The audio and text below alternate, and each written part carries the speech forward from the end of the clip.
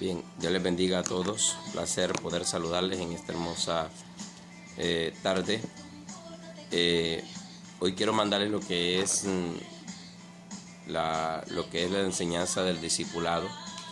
Y estamos en el discipulado en el tema de la salvación. Vamos a hablar acerca de la salvación.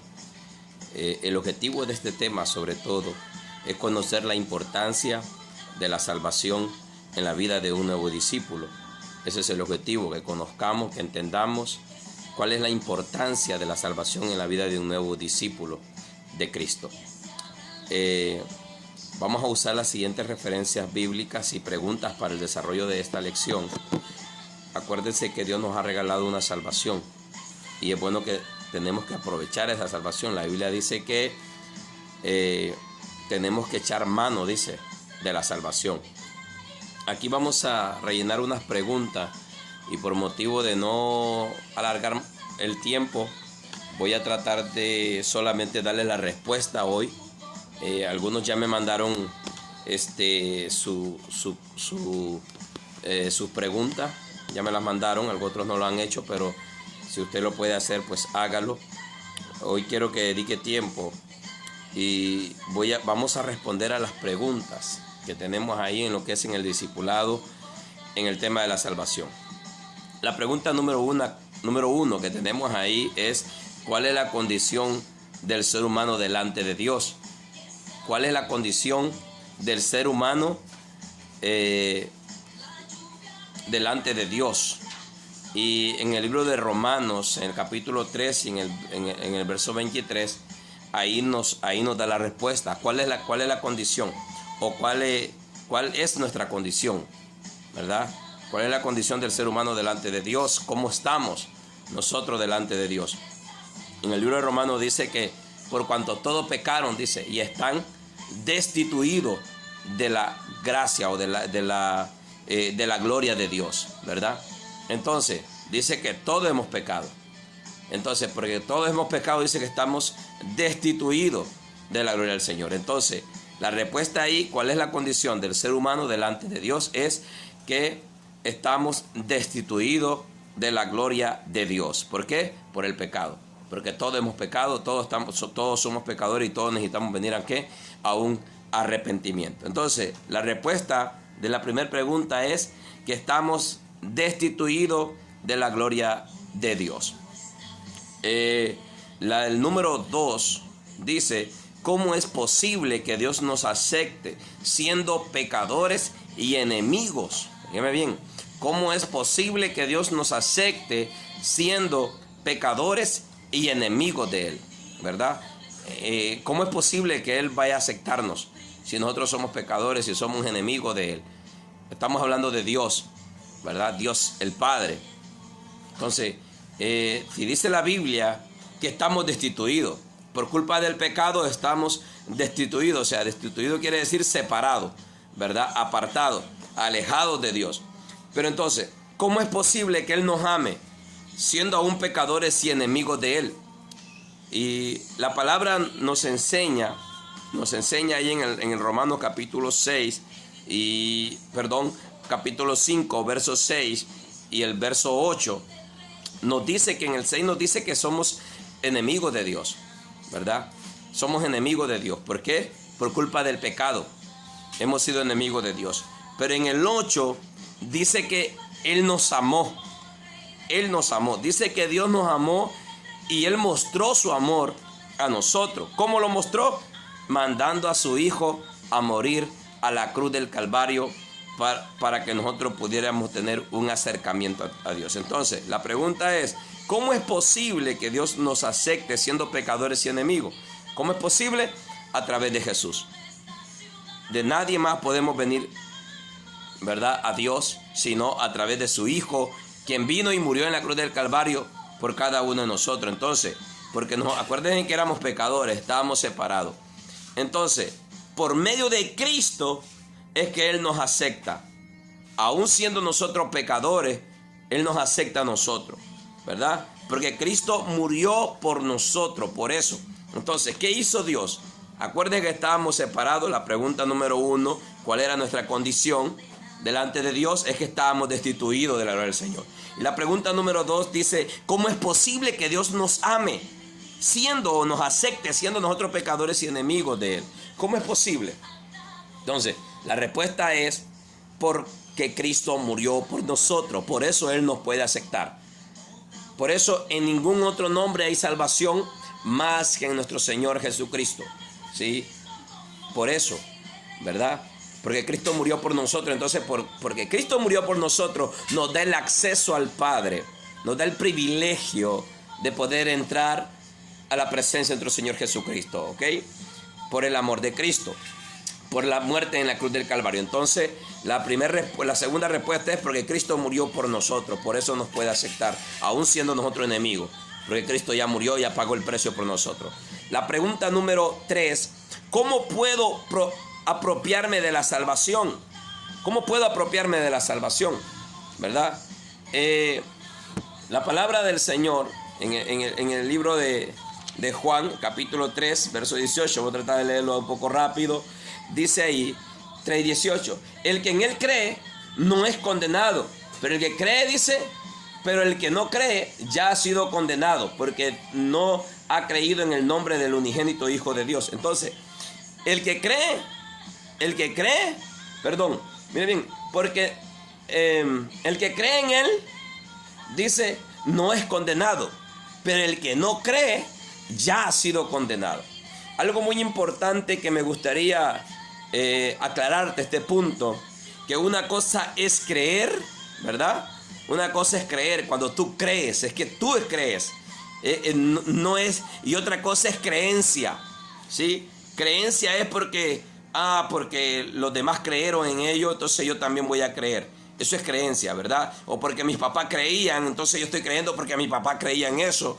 Por ejemplo, ¿verdad? Que yo soy de X religión porque mi papá, mi tatarabuela. Entonces desde atrás, hemos venido creyendo en eso. Entonces es creencia. Pero creer es muy diferente. Creer es lo que yo en realidad creo. No porque me lo han enseñado. No porque me lo han inculcado nada más, sino porque yo tengo la convicción. La palabra del Señor nos dice ahí, dice, el que en Él cree no es condenado, pero el que no ya ha sido condenado. ¿Ok? Y mira lo que dice el siguiente verso, el 19. Y esta es la condenación, que la luz vino al mundo y los hombres amaron más las tinieblas que la luz, porque sus obras eran malas. Esta es la condenación. ¿Cuál? Que la luz vino, pero los hombres amaron más las tinieblas. ¿Sí? El hombre quiere más las tinieblas. Hoy este grupo que tenemos aquí es para aprender de la palabra. Pero yo sé que muchos no van a querer ser parte de esto. ¿Por qué? Porque se nos hace más fácil ser parte de un grupo donde quizás solo es para hablar sangueses, o para hablar tonteras, para hablar bobada, y no de un grupo donde nos vamos a edificar, donde va a edificar nuestra alma. ¿Por qué no ser parte de esto? Yo por eso te quiero motivar a ti, ¿verdad? Que seas parte de este grupo. Amén.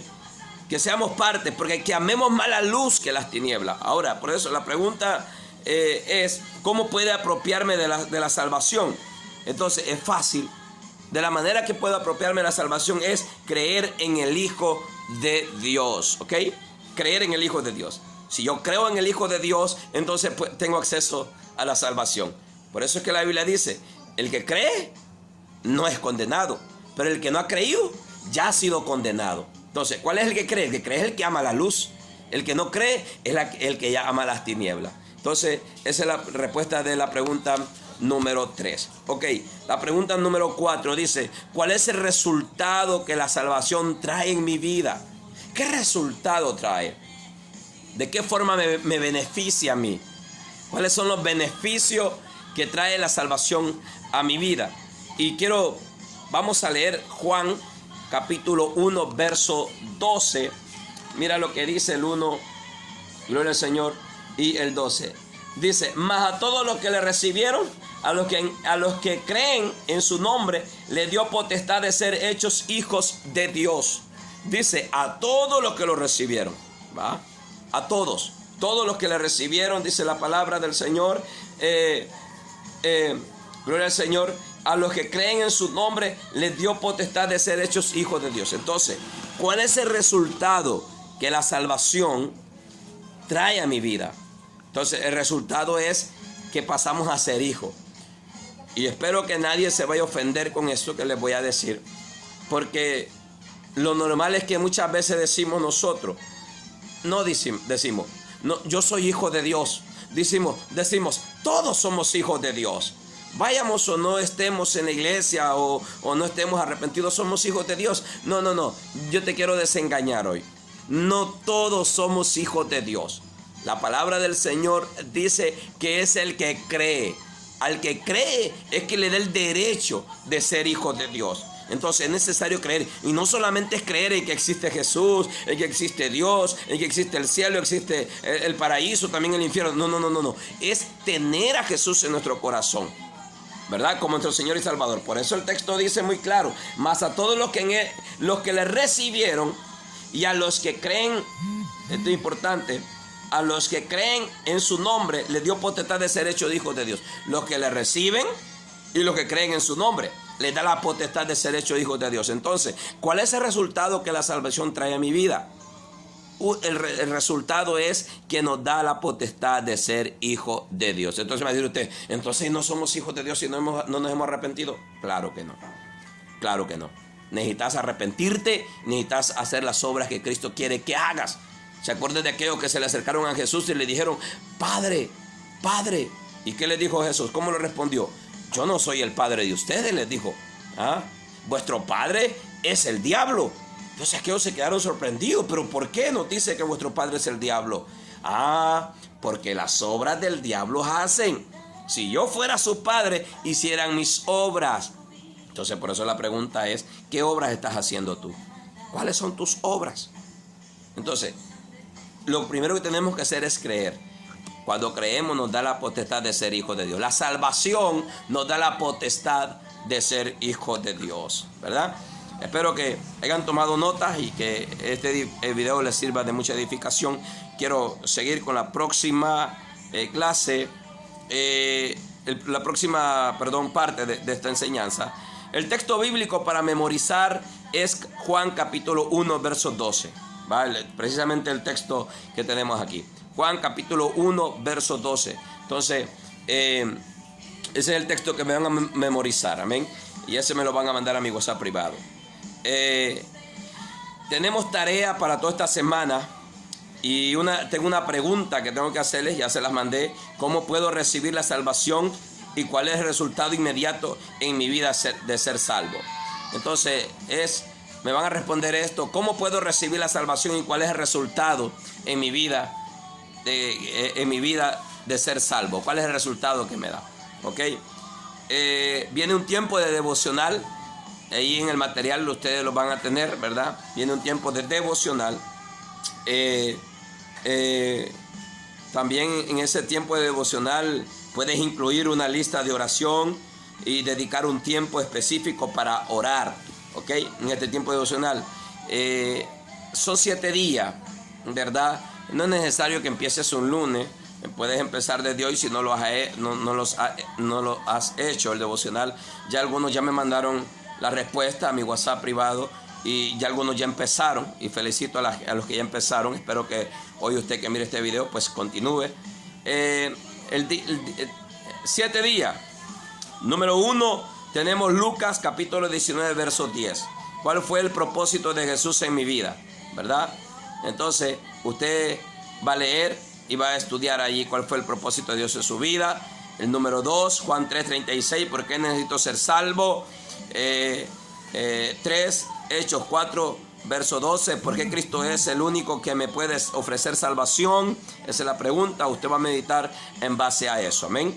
5, Efesios 2, 8, 10. ¿Qué debo hacer una vez que acepto la salvación? Y el 6,1 Juan 3, 4, 6. ¿Qué debo dejar de practicar como resultado de la salvación? ¿Cuáles son las cosas que tengo que dejar de practicar? Y 1 Juan 11, 12. ¿Qué me ofrece Dios a través de la salvación? Entonces este es un devocional que usted lo tiene que hacer en la semana, ¿ok? Yo después le voy a dar la respuesta de cada una de estas preguntas, pero va a ser en otro video instructivo. Espero que lo tomen mucha importancia y que lo puedan hacer en sus casas este video. El tema de la salvación. Dios me los bendiga, amados, y la paz de Dios sobre sus vidas.